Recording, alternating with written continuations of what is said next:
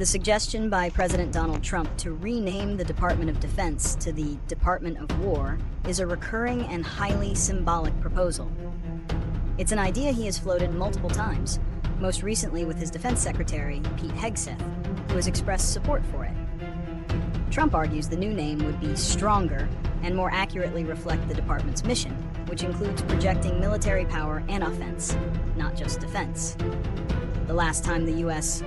had a Department of War was prior to 1947, when it was reorganized and renamed in a post-World War II effort to create a more integrated military and signal, a shift toward a more diplomatic, peace-oriented foreign policy. Opponents of the name change argue that reverting to the old name would be a dangerous and hawkish step, signaling to the world a more aggressive U.S. posture. The issue highlights a fundamental disagreement over America's role on the world stage, whether it is a defensive power that prioritizes diplomacy or a more assertive interventionist force. Any official change would require an act of Congress.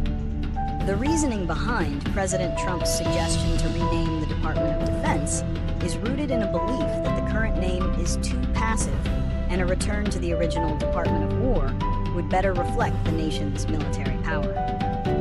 He argues that the term defense is politically correct and doesn't capture the full scope of the military's mission, which includes offensive and deterrent actions. Trump and his allies believe the name change would project an image of strength and resolve on the world stage, sending a clear message that the United States is prepared to use military force when necessary.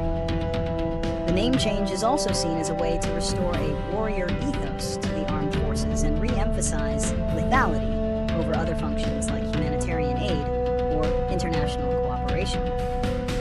By invoking the old name, which was in place during major military victories like World War II, Trump aims to tap into a sense of historical pride and a more assertive America First foreign policy. The renaming of the Department of Defense to the Department of War could have significant consequences, both domestically and internationally. Critics fear the new name would signal a more aggressive, unilateral foreign policy and could undermine diplomatic efforts. The original name change in 1947 was a deliberate effort to reflect a post-World War II global order that sought to prioritize diplomacy and collective security. Reverting to the old name could be seen as a dangerous step that signals the U.S. is returning to a more hawkish stance on the world stage. Domestically, the change could lead to a political and legal battle, as the department's name is enshrined in law and would require an act of Congress. While Trump has stated he might try to bypass Congress, such a move would likely be met with lawsuits. The name change could also shift public perception, potentially normalizing conflict and making military actions seem more inevitable. This could lead to a less nuanced view of the military's role, which also includes humanitarian aid, disaster relief, and international partnerships. Since any name change for a U.S. government department would require an act of Congress, the most direct solution is legislative action.